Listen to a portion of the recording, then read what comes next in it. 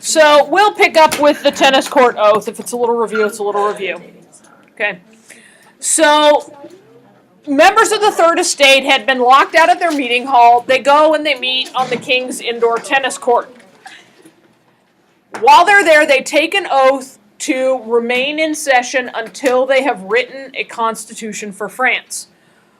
Ultimately, this oath is signed by 576 guys. That's a pretty significant number, and it is larger than the number of the members of the Third Estate. This means that they have been joined by a majority of the members of the clergy who were at the Estates General, and several members of the nobility. And that is representatives of the First and the Second Estate, because we know there are already a number of clergy and nobles who were there as elected representatives of the Third Estate. So the king comes and meets with them in the tennis court, and he orders them to disperse. They absolutely refuse, saying they uphold their oath. So the king summons more troops, and he eventually succeeds in locking them out of the tennis court. So they go and they meet at the Church of St. Louis, which is not without its own irony. Okay?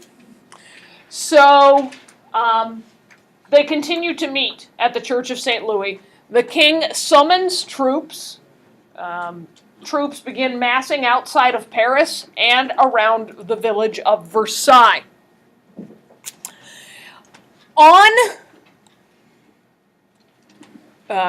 In July of 1789, Jacques Necker is named by the king and the National Assembly as the Director General of Finance. Remember, he had retired before in 1781. He is renamed as the Director General of Finance. He has a definitive plan for fixing France's broken finances. You can see here that he's going to be terminated as the Minister of Finance in September, and we'll talk about why a little later. The National Constituent Assembly becomes the new name of the National Assembly. So following this, in the Ancien regime, the old regime, we had the king and the Estates General. With the end of the Estates General, we now have a new regime, a new set of leadership. And that starts with the Estates General renaming itself the National Assembly. That's when the Third Estate broke off and they said, we're the National Assembly. Well, now that they have representatives from the First and the Second Estate with them, on July 10th of 1789, they renamed themselves again, so we're already in the second name of the government after the Estates General. They are now the National Constituent Assembly. Isn't that what they renamed themselves? They were the National Assembly the first time, now they're the National Constituent Assembly. This is not easy stuff. You're going to have to do a flow chart for yourself. So, Estates General. Estates General is the Ancien regime, the old regime. Now we've got the new regime, and it's REGIME. I don't think there is an accent. REGIME. In English, there's no accent. So then in the new regime, you've got National Assembly, then National Constituent Assembly, and that's within a few weeks. Okay. What is the regime? Regime is a system of organization. Right now at PLHS, our regime is the Kalina administration. Our Ancien regime was the Glover administration. Okay. So Estates General renames to, they were the old regime or whatever. And Right. The National Assembly was. The new regime, and then the National Assembly renames itself as the National Constituent Assembly. Yes, you've got it. Okay, so the new National Constituent Assembly asks the king to remove the troops that he's massed around Paris and Versailles. And a lot of those troops are actually foreign mercenaries. The king is paying foreign mercenaries to come and defend France as part of its National Guard. He refuses, but he does make an offer.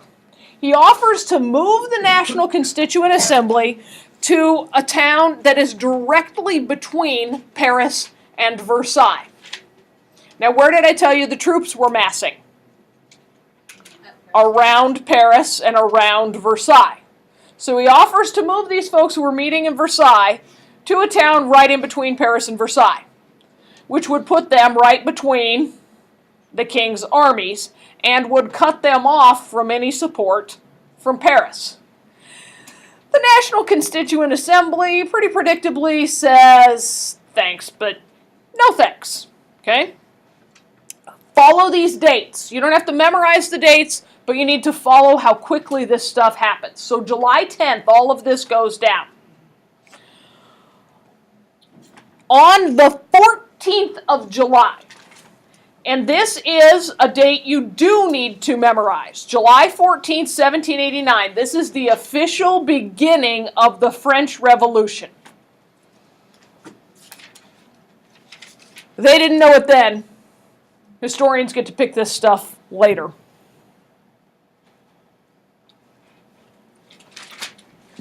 This is the storming of the Bastille. You say that as Bastille. The Bastille is an ancient fortress in Paris, begun in about the 1200s. They built this to defend the eastern side of the city during the 100 Years' War. The 100 Years' War happened so long before we even started studying history in this class. So this is old. And it is thick walls, and it has stood all this time. Once the fortress was no longer needed, it became a prison and an armory. Louis XIV used it pretty heavily during the French religious wars. Yes, ma'am? There was the ancient fortress in where? Paris. I guess I never mentioned it, but Paris is the capital of France. Yes? Just sometimes it's necessary to state the obvious just to be sure. That's for me. No. Let's pass this back to Haley, please. And to Allison.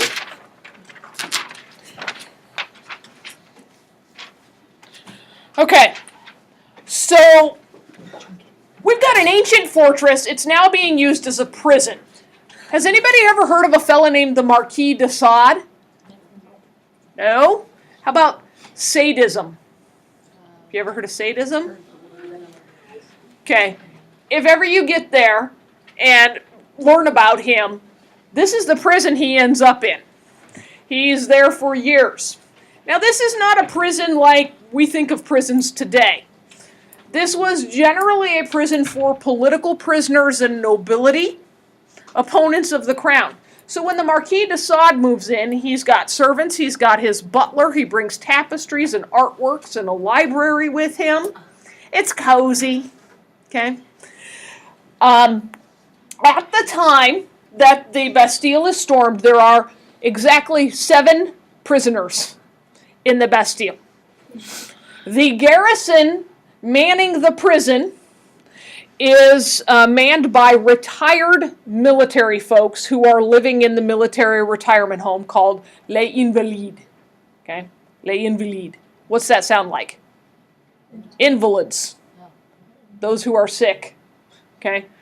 About 100 old guys manning this. The Bastille is also one of the armories for the city of Paris. So lots and lots of weapons and cannons. And it is still equipped for defensive purposes. And it had received, just days before, a shipment of 250 fresh barrels of gunpowder. Yummy. Okay, so paint the picture. The people of Paris are hungry. They're irate. They're poor. and they are being surrounded by the king's troops. So they're nervous. They're on edge. The National Constituent Assembly has just kind of been threatened, right? Not directly, but there's definitely an implied threat there on the part of the king. So the people are a little ticked off and afraid. So they attack the Bastille. They first went to the city hall in Paris. In French, that's called the Hôtel de Ville, the city hall. Okay, and they got some weapons from there, and then they go to the Bastille. And the troops are able to hold them off. They had closed up some drawbridges and closed up some gates and fight them off. Now this gunpowder that arrived is sitting in the courtyard in the center of the fortress. 250 barrels of gunpowder. Okay. There are, in an old fortress like this, 2 sets of walls. So you can get through the outer walls, and then you got to get through the inner walls and gates. The crowd breaches the outer walls, and the guy who's the warden of the prison, back then they're called governors, okay, he has a decision to make. Does he just give up? Or, at this point, the only thing he can do to stop the taking of the Bastille is to turn the cannons from the outer walls towards the inner walls and fire them at the people who are attacking the gates. What would be the result? Yeah, it would be mass suicide, because he would be shooting at a pile of 250 barrels of gunpowder. Oops. So he decides against that, and the fortress is taken. And so these now revolutionaries have massive access to guns, gunpowder. The governor himself is taken out into the street by the mob and is killed. What? Well, he let them all in, but he was working for the king and is a symbol of the old regime and running a prison where political prisoners are held. All 7 prisoners are released. 2 of them were actually mental patients who end up being retaken and institutionalized. 4 of them were pretty petty thieves, and 1 of them was a pretty heinously bad guy who went out and did some other awful stuff. So don't ever let anybody tell you that the Bastille was about releasing the prisoners. The prisoners were incidental. It was about getting the weapons to do more damage. Okay? Bastille Day, July 14th, is celebrated annually in France, just like we celebrate the 4th of July. Yes. If you're ever in France in mid-July, don't be surprised to see fireworks and parades and lots of red, white, and blue. Because the symbol of the French Revolution is known as the tricolore, the tricolor. White is the House of Bourbon, the monarchy. You don't have to know this, I'm just explaining it to you.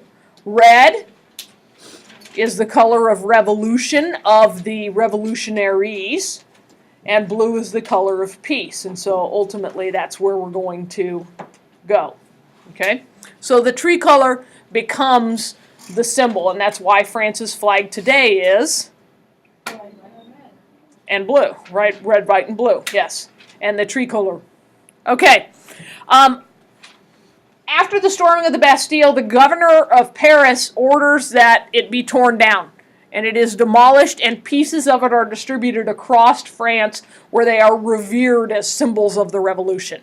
If you go to Paris today, there are still some footings of the main towers that were found in excavations as they were building the metro, the subway system in Paris.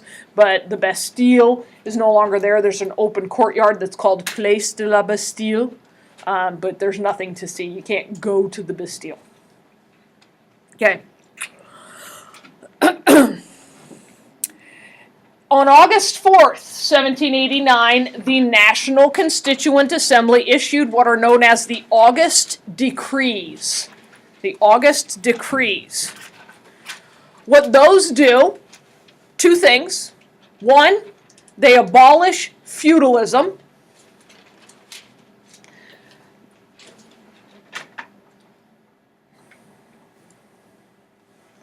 The August decrees abolish feudalism. Now, that was more an act of passing a law to make official something that had pretty much already happened. The peasants were so rioting and revolting throughout France that feudalism was pretty much dead by this point, but now it's legally dead. Okay? The second thing the August decrees do is abolish or eliminate tithes. Tithes. How many of you know what a tithe is? T-I-T-H-E? A tithe is when you choose to give a percentage of your income to your church. Well, why would the government be involved in eliminating tithes? I'm choosing to... Not in France, you didn't. The Roman Catholic Church's tithes were written into law. They were a matter of law. You were forced to tithe to the Roman Catholic Church. That's why the church was wealthier than the monarchy in France. And so the August decrees eliminating those tithes took an incredible burden off of the back of the peasantry. Follow? Okay, this is significant. Okay. Follow this in August with the Declaration of the Rights of Man and of the Citizen.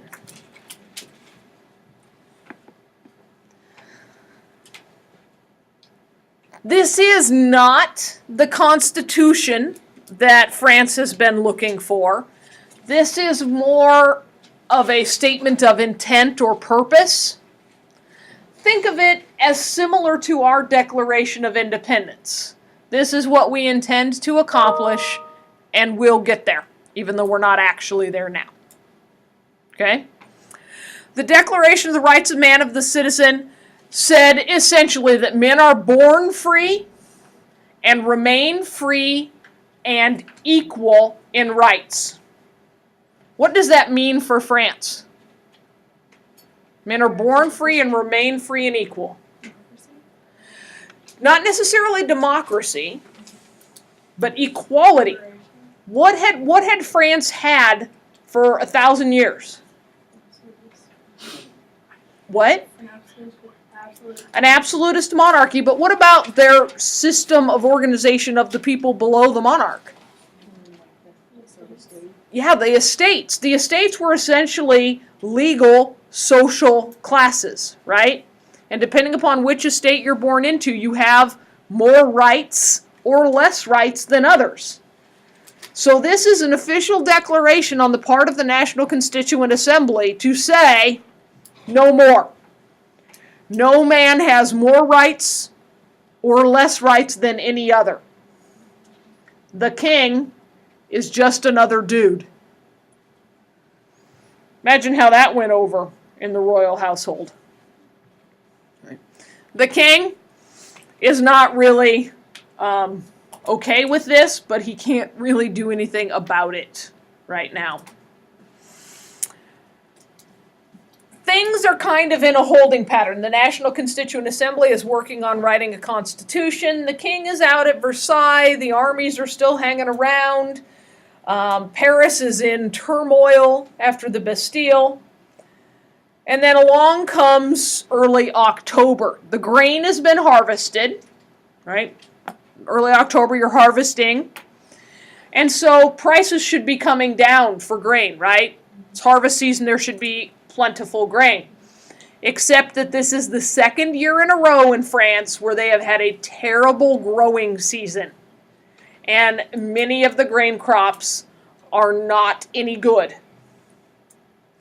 So instead of there being surplus and bounty and lots of food to go around, there are increasing shortages and even higher prices. So on the morning of October 5th, not tremendously significant. On this morning, as every morning, the women are gathering in the marketplaces. They don't have Sam's Club or Costco. They go to the market every day. And they buy their grain or buy their bread for that day. No fridge at home. So you buy it and you cook it and you eat it same day. So the women are in the marketplaces, and there is less bread, less grain, and the prices are really high. And what do women tend to do when they're in groups and they're unhappy? They gripe, they complain. And then the more people around you are complaining, what are you inclined to do? Complain with them and complain more and complain louder, and then it just spreads, right? Discontent is like a virus, okay? Now there's also revolutionaries roaming around. There's a lot of unemployment. There's a lot of people who are just kind of hanging out. And they hear these masses of women in the markets of Paris complaining. And they start hanging out with them and go, yeah, you know, the prices of grain, they're terrible. And you know what else? That king, he's a tyrant. He could be fixing this and he chooses not to. And they eat like crazy out there. And, you know, it just gets uglier and uglier and uglier. And so what happens is the women go to City Hall, along with these revolutionary dudes who are now hanging out with them, feeding the complain train, and they get some weapons.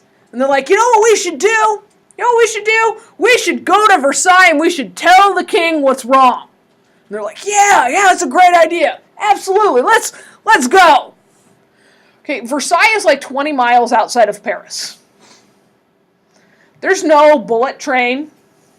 These folks are angry, they're hungry, they're armed, and they're going to walk to Versailles and tell the king their problems. And they do. It's called the Women's March to Versailles. A lot of these women have their babies with them, their young kids. They're carrying them along. It's not like you can pump and leave something in the fridge for the babysitter at home. You got a baby, it's got to go with you because you are the source of food. Okay? So, how many of you would like to carry your, 9-month-old 20 miles through the French countryside in October on an empty stomach? Are you going to be in a good mood when you get there? No. Especially not if you're listening to everybody complain all the way out there, right? You're in a murderous kind of mood by the time you arrive at Versailles. Now let's look at the royal family situation at Versailles. Who guards them? Ceremonial guards, for the most part. Okay. This is not a large enough garrison. There's maybe 100 guards. There are fewer guards at Versailles when the Women's March arrives than there are rooms in the palace. This is not a good situation for the royal family.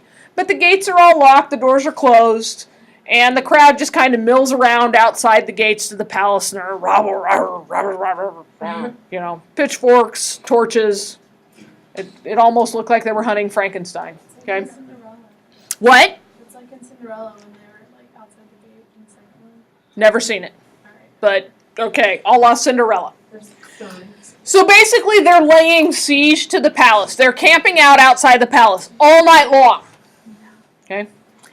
Sometime right before daybreak, the next morning, somebody discovers this little gate off to the side that's unlocked and open. Oh yeah. If you've ever seen a zombie movie, one place left unsecured and they're in. And these folks are sentient beings. Hungry, tired, angry.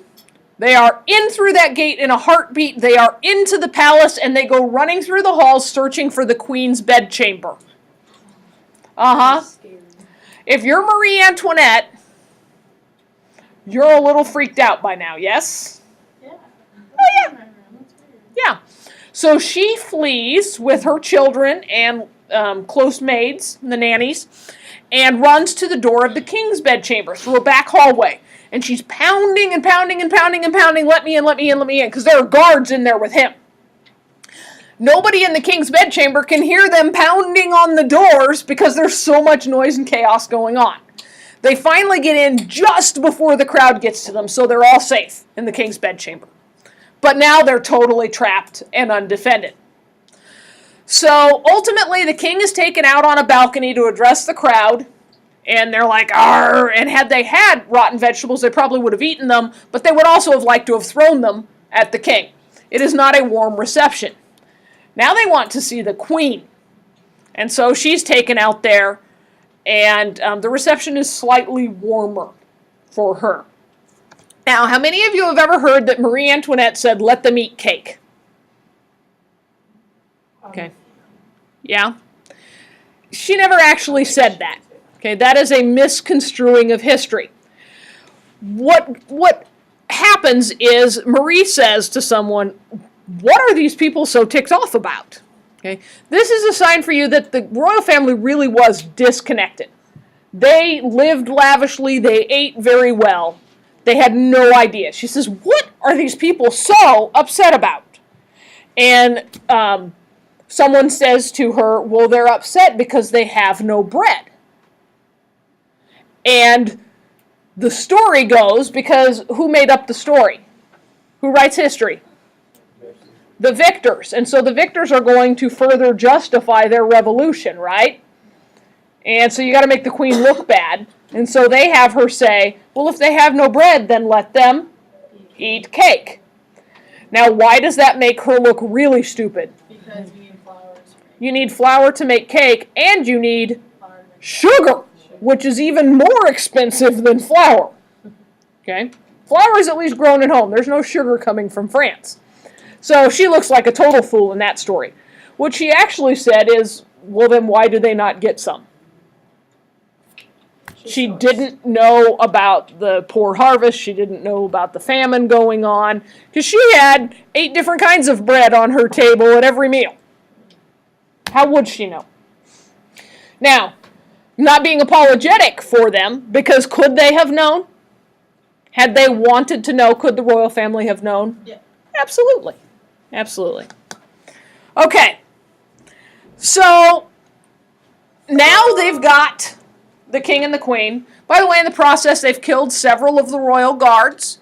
To keep the crowd fueled up, a couple of them had their heads ripped off and hoisted up on pikes. Okay? Ha! Look at who's fighting for the monarchy. Let's go get more. So that, yes. Yes, you may use the restroom. So the crowd demands that the royal family accompany them back to Paris. And so the royal family is packed up and bundled into carriages and taken back to Paris. They don't make them walk back, but the crowd walks back. And by this time, the crowd is about 60,000 strong. This walk back to Paris takes an immense amount of time, and it acts like a roving party most of the time. There's whooping and celebration because, look, we're going to take the king back to Paris and show him how bad it is so he can fix it. He'll fix it. Because he's the king. That's what the king does, right? He fixes our problems. He's our national father. He just didn't know. Now he knows. It'll all be better. So they take him back to Paris. And the royal palace that still remains in Paris is called the Tuileries. The Tuileries, Tuileries,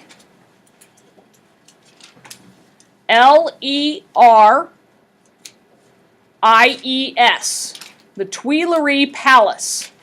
It's right in the heart of Paris on the banks of the River Seine, which is the main river that runs through Paris. And what was this place? Was this Paris? This is a royal palace in Paris that they're taking the royal family to. But this palace has not been occupied since Louis XIV built enough of Versailles that he moved out there. So we're going on like 100 years. From the opulence and the grandeur and the cleanliness of Versailles to this palace that was built over 250 years before, that hasn't been occupied in almost 100 years. This is quite a comeuppance for the royal family. They think they've really fallen on hard times. They continue to eat well. They continue to dress well. They've got their servants. Not a whole lot has changed for them. They can go out in Paris. They can walk the gardens. They're still free. They're just living in Paris so that they can be informed. Okay? A law is passed in 1790. It's called the Civil Constitution of the Clergy.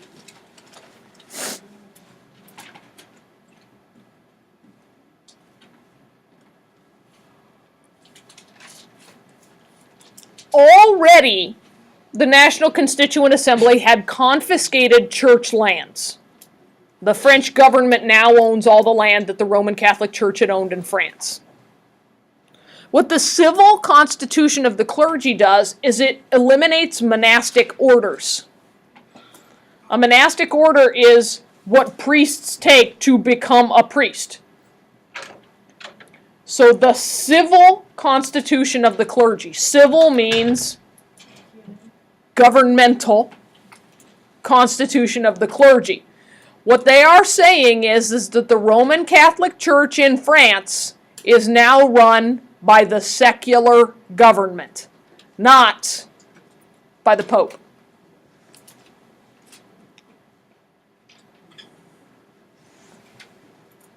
So tithes were already gone. The church wasn't getting any money. They'd already lost their land. Now, the Roman Catholic Church is run by the government. Not unlike what happened in Britain under Henry VIII. This is kind of a further continuation of the Reformation, in a sense. The Roman Catholic Church's power was resented. Their wealth was resented. Things continue to get hot and heated in France, to the point where the royal family concocts a plan to escape. Their goal in this flight to Varennes, as it's known, Varennes is not their ultimate destination, it's not their ultimate goal, it's where they ended their flight. And we're not talking flight as in hop a 747. We're talking flight as in flee, run away. Okay? It's one of those words that has multiple meanings. Are you with me? You look so tired. Wake up. You're not imprisoned by the French people. You have much to be happy about. Okay. The royal family concocts this plan. They take one of the queen's ladies in waiting and they dress her up like a Russian baroness. And the king dresses like he's her butler, and the queen her maid. The royal children become her children. And they load into several carriages and they head out of town. Their ultimate goal, they are headed to Montmedy, which is a royalist fortified city in northeastern France, from where they will go to Austria. Why would they go to Austria? Her brother, the emperor, is there. He'll bring an army in, they'll put down the revolution and restore the king and queen to the monarchy, and everything will go back the way it was, and it'll all be wonderful. Well, the story goes that a guard along the road recognized the king off of one of the coins in his pocket. We have no historical proof that that's actually what went down. It's just one of those fun stories in history. Regardless, they are discovered in Varennes about 50 kilometers short of their actual goal city. So they are taken back under guard to Paris, and now they are imprisoned in the Tuileries. They do not have free run. All the doors are locked. They are guarded. They don't even have the full run of the entire palace now. They are actually prisoners at this point. Okay? We're going to stop here. The next 3 days of lecture are going to be a lot of French politics. It's going to be dense and thick. We're going to kill some folks, though. So there is that to look forward to. Lots of murders. Lots of legal killings. Some invention of death machines. Please try to find the time to get sections 2 and 3 read so that you will have some of the basic vocabulary down. Okay? Questions over today? All right, let me stop the recording. So should we take notes on section 3?